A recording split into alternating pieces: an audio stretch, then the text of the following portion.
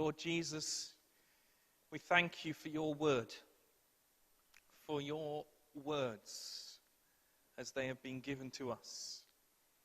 We thank you for these words we read this morning. Lord, would you speak them to us? Would you speak to us where we are? And may your words impact on our lives. I pray, Lord, that you will speak through me. And Lord, be merciful to me, a sinner. Amen.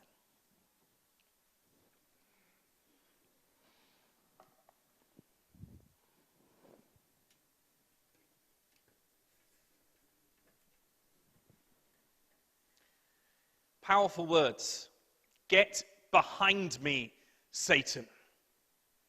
Get behind me, Satan. Get behind me, Satan. I wonder, have we ever needed those words, thought those words? To who might we say that? What might we say that to? Is it maybe something, a compulsion that we have in ourselves? Perhaps stronger compulsion, habit, even addiction, something that we wish we didn't have in our lives, but we do. It may be something inside us that comes out of us at times of stress that we don't like anger or lust. Maybe there's someone we know, maybe there's a woman or a man at work, and we know that they're doing that kind of flirting thing.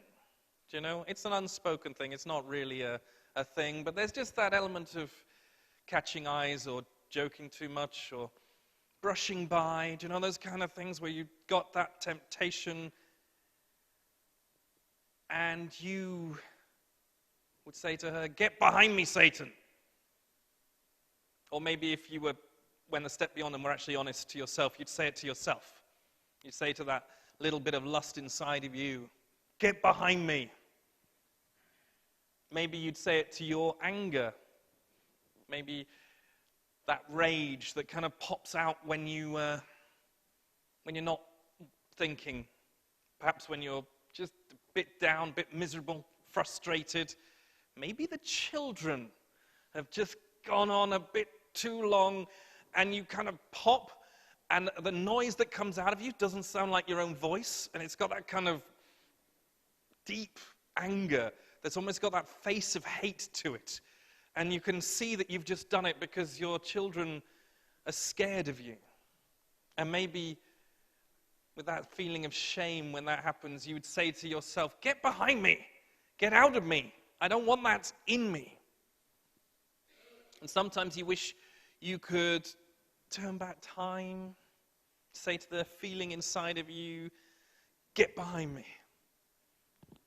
This feeling, this way of behaving comes from darkness. You come from the dark place, stay in the dark place. You come from the part of me that I do not want. Get behind me, Satan. I choose God. I choose good. And then you actually stop. The thing I was about to do, I've stopped. I haven't done that thing that was boiling up inside me. How often does that happen? How often have you seen it coming and then said stop, and then you actually have stopped? How often do we say, "Get behind me, Satan," and we kind of win and stop and not do that thing? Well, when Jesus says it, he wins. He doesn't say, "Oh, I wish I could stop," and then keep going. He doesn't say, "Get behind me. Oh no, I've changed my mind. Stay in front of me." Jesus is tempted. He rebukes that temptation. And then he moves on. But it's really very interesting what Jesus says stop to. Jesus' temptation here is not to do with lust or anger or selfishness or seeking self-pleasure. Jesus' temptation is to find another way to do his task.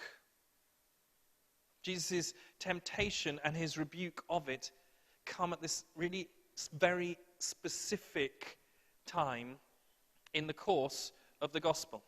So, just a few verses before, Peter has just proclaimed Jesus as the Christ. This is a key moment in the gospel. This is a key statement of faith. Up to this point, the few chapters before, those 7 to 8 chapters, the disciples have been learning who Jesus is. After this point, Jesus begins his journey towards his death.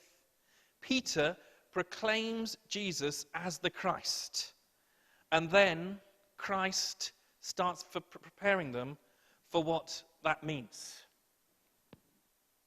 I have a clicker that's not working. It's a shame, isn't it? Oh, well, that's gone too far now. Page 1, page 2. There we are, good, I think. He tells his disciples that he must suffer. Jesus tells his disciples that he must be rejected. He tells them that he must be killed. And he tells them that he will rise again. It's an interesting order of events. You're the Christ, hooray! I must suffer. I proclaim you as the Christ. I must suffer. I must be rejected. I must be killed. I must rise again. What? From the disciples' perspective, this must sound really odd. Is this some kind of madness, they must be thinking? Who has a plan to suffer and to die? Who plans to be killed? Who believes that they will rise from the dead? Now, Peter, he knows this is a bit weird.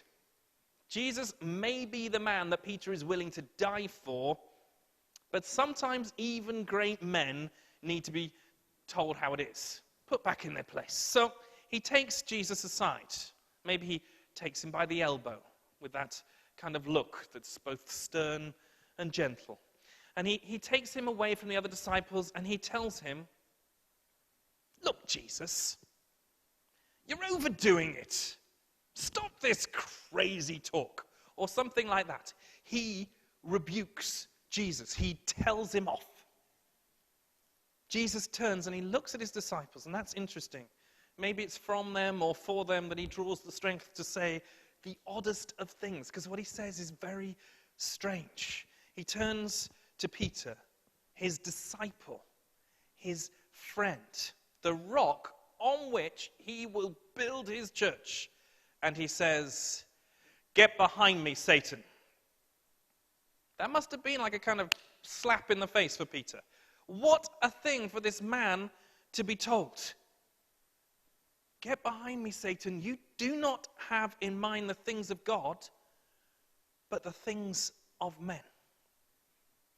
Immediately, our minds are drawn to another of Jesus' experiences, aren't they?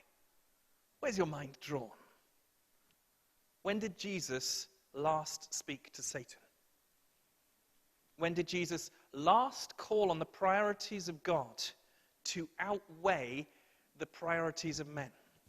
At the beginning of his ministry, after his baptism, when he is tempted in the wilderness by Satan. That's Mark chapter 1 and Matthew chapter 4. During that temptation, Satan speaks to him. And what Satan tries to do is to draw him away from his mission. And that is actually what is happening here with Peter. Do you see that connection? It is strange and extreme that Jesus talks to Peter as if he was Satan.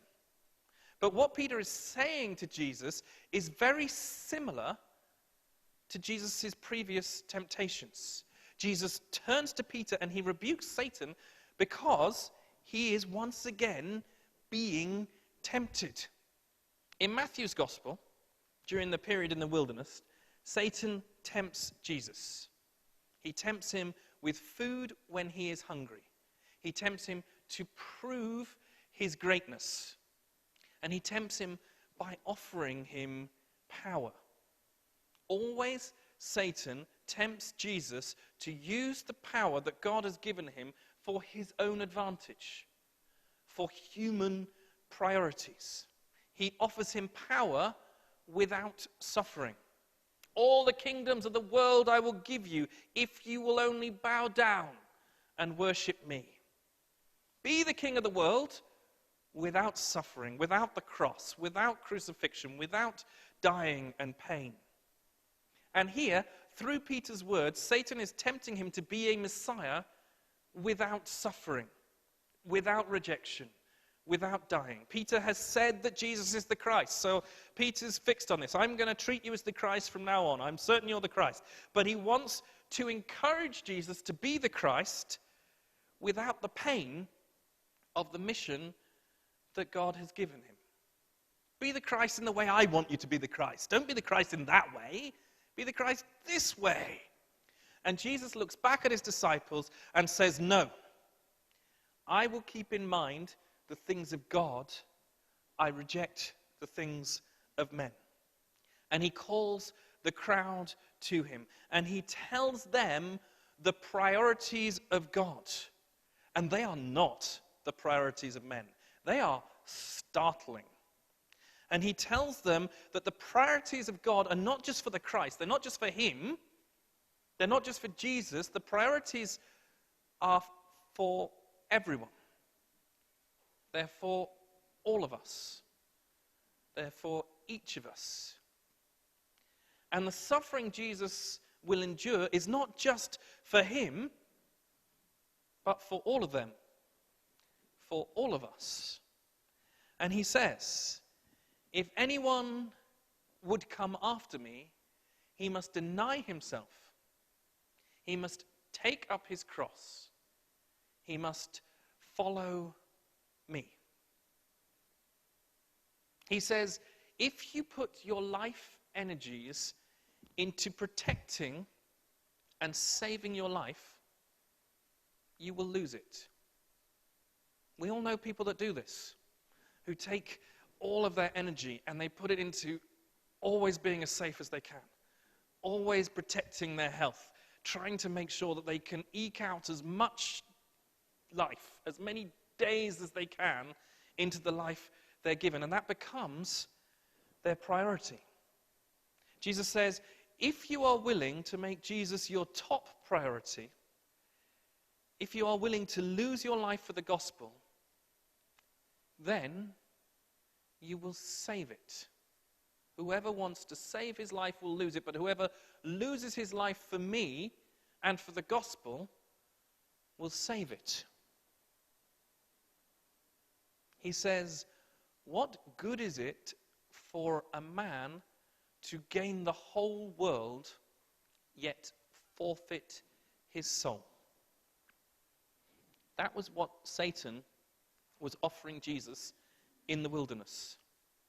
Here is the world. Look at the kings of the world. I will make you prince of the world, king of the whole world. But what good is that if you forfeit your soul? Now, our temptations are slightly on a different level here because we don't get offered ultimate power, most of us, very often. But then it takes a lot less to tempt us. It doesn't take much at all. But what good is it to have what you want, to have a flashy car? What good is a big house? What good is a comfortable life? What good even is the respect of your peers? What good are these things if you have done nothing for your soul? What good are these things if the consequence of them is that you forfeit your soul? How much more important is your soul than things? How much more important is your soul than pleasure and comfort? And what can a man give in exchange for his soul? Nothing. you will never have anything as valuable as your soul. Will you? Is there anything more valuable than the soul you've been given? And lastly, Jesus says, if you are ashamed of him, he will be ashamed of you. This is a challenge for us. The theme for this morning is Jesus, the supreme example. And that does describe this passage. Jesus calls people to be like him. But another title might be Jesus, the demanding. Because what Jesus calls his followers to do is incredibly demanding. And the question for us this morning is, are we living up to Jesus' demands? We are the ones trying to come after Jesus. We are trying to follow him. Are we doing it right? Jesus demands a great deal from his followers. Let's think about demands on our lives. We all have different demands. We've all got some similar demands. We have families who we need to care for, who we need to support. We have to care for ourselves. We have to keep body and soul together. We have jobs that we've made a commitment to. We have commitments in our lives. How much of our lives do we give to these demands that we have?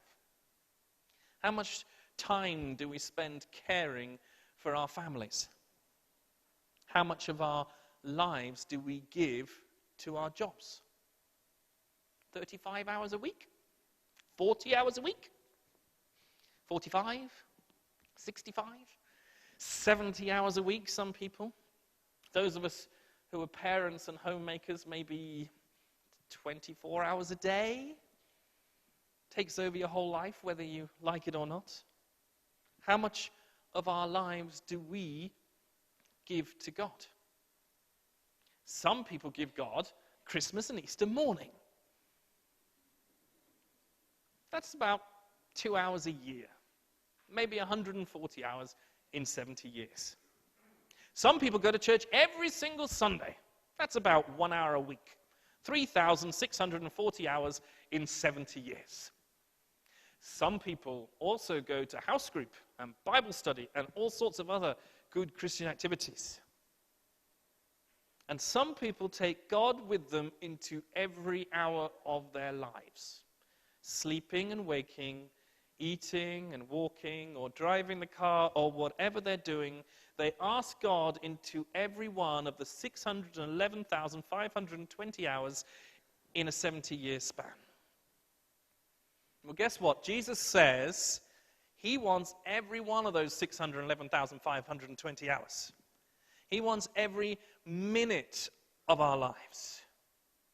And he actually says that anything less isn't good enough. But I also want to be cautious here. A bruised reed he will not break. His yoke is easy and his burden is light. Some people in this church will be here as part of an exploration. Some of us may still be watching from the sidelines. Some people may spend years sitting on the sidelines, coming to church, maybe getting involved in things of church, being a part of the church. And it might take a long time of doing that before they make a commitment.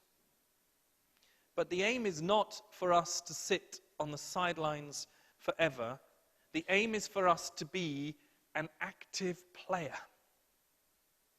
And we cannot sit back and say, oh, well, I've done my hours. I've done enough hours for this week, so that's all right. We cannot go to God with a package, a kind of bargain. This many hours for that much salvation, please. This much of my life, just a bit of salvation. So God, you say Christian life takes this many hours, but is there any chance of a reduction for good behavior? Any chance of getting a cheaper deal, January sales? No. Jesus says it is all or nothing. Because what can a man give in exchange for his soul? Jesus says if you think life is so important, if you think you can save part of it for yourself, you are mistaken. The only way to have your life saved by Jesus is for you to lose it for Jesus. Give it up for Jesus, and he will give you true life. And if you are sitting on the sidelines and you're thinking, well, this living for Christ thing isn't up to much, that's because you aren't doing it right. If you're thinking, I come to church every Sunday and God never does anything for me, or I've tried praying and I've never experienced the closeness of God, well, that's because it's an all or nothing package. Faith is taking the leap. You don't get to experience the flavor of an apple until you have taken the risk of biting it. You thought that apple was there for temptation, didn't you? It's not. It's just there for this single illustration. You don't get to experience the flavor of an apple until you've taken the risk of biting it. Now, I can tell you all about the apple. I can tell you that the apple is juicy and delicious, and you may very well believe me. You might have no reason to disbelieve what I'm saying, but you will not experience it until you bite into the apple. And that is a risk, because when you sink your teeth into it, maybe there's a worm. What's worse than finding a worm in your apple? Half a worm. Ooh. When you bite into it, the middle bit might be rotten and you didn't know before. The outside looked good and the inside's rotten. Maybe it's an empty shell. Maybe it's all a facade. But you can walk around that apple as often as you like. You might even hold it up to the light. You might rub it like people do a cricket ball. You might hold it. But you will only experience the taste of it if you bite it. And you will not experience the wonder, the pure wonder of following Jesus until you lose your life to him. That is what Jesus demands. That if anyone will come after him, he must deny himself, take up his cross, and follow him. That we must be willing to lose our life for him. But it is in losing it that we gain it. When we lose it, we gain it. It only seems like a loss from the outside. Once you are inside, everything becomes clear. It is the way we are supposed to live. Worshipping God. Giving our all for God. Loving God. It is in doing that that we truly live life to the full. And lots of people wish there could be some kind of middle ground. A place where you can hedge your bets. Where you can pin your flag firmly to the fence. But you can't. You cannot sit on this fence. But Jesus does not allow for it. The middle ground is a stage on the journey. Jesus wants us to complete the journey. He wants the whole of us. Jesus even goes further than this. It's not only deny yourself. It's not only take up your cross. It's also, if anyone is ashamed of me and my words in this adulterous and sinful generation, the Son of Man will be ashamed of him when he comes in his Father's glory with the holy angels. Are you ashamed of Jesus and his words? Are we? Are we ashamed of Jesus in front of this adulterous and sinful generation? How can we be? How can we look at the state of the world when we see the pain and the suffering people cause to people? When we see the arrogance and the foolishness of people who deny Jesus? When we see the mess the secular world is making of itself? How can we be embarrassed by Jesus? He is so good. He offers so much. And yet sometimes we do. We feel just this little bit ashamed. We don't always stand up for him. We don't always proclaim him. We don't always represent him as we should. Do you know that sort of thing? When you're with some people, and maybe they're really trendy people, or maybe they just seem really intelligent people, and they're kind of exciting to be with, and you just don't want to stand out. You don't want to stand out by owning Jesus in front of them. Or maybe you've been in this place, I've been in this place, where there's somebody who is so proud of their sin. This thing that they've done, and they just think they're great for it. They want you to celebrate their sinfulness. And you know that they are wrong. And you know that Jesus, if he was there, would tell them, and he'd tell them in the best words as well. But you're there, and you're scared you might not have the right words. But you're also feeling that you don't want to rock the boat.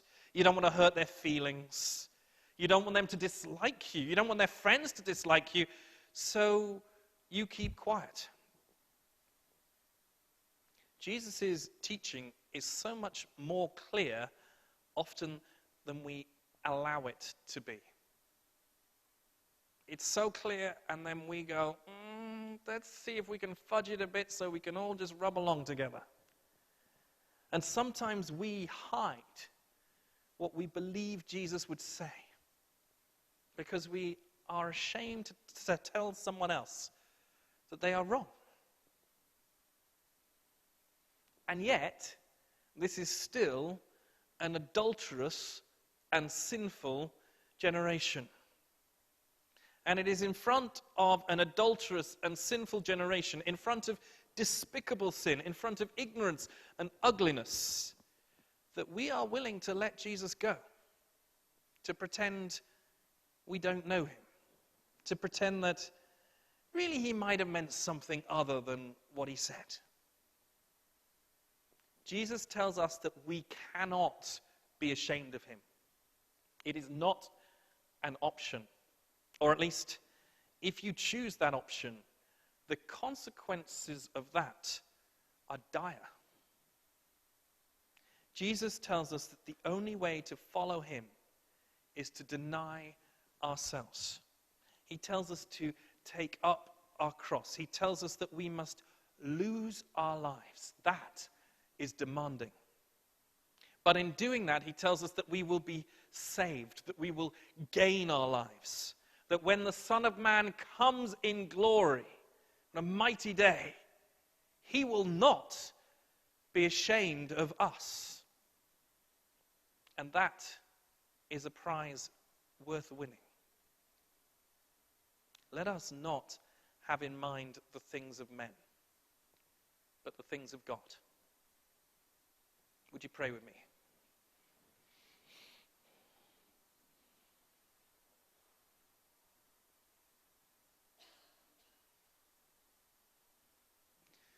Lord Jesus, I ask that right now you would speak into our minds as Jesus spoke directly to Peter. You would show us where we have allowed ourselves to go with the things of men and not the things of you. Some things we might not even be aware of, some things we might not want to acknowledge. Lord, would you shine your light into our lives and show us where we need to turn towards the things of God, turn away from the things of men. In your name, for your glory. Amen.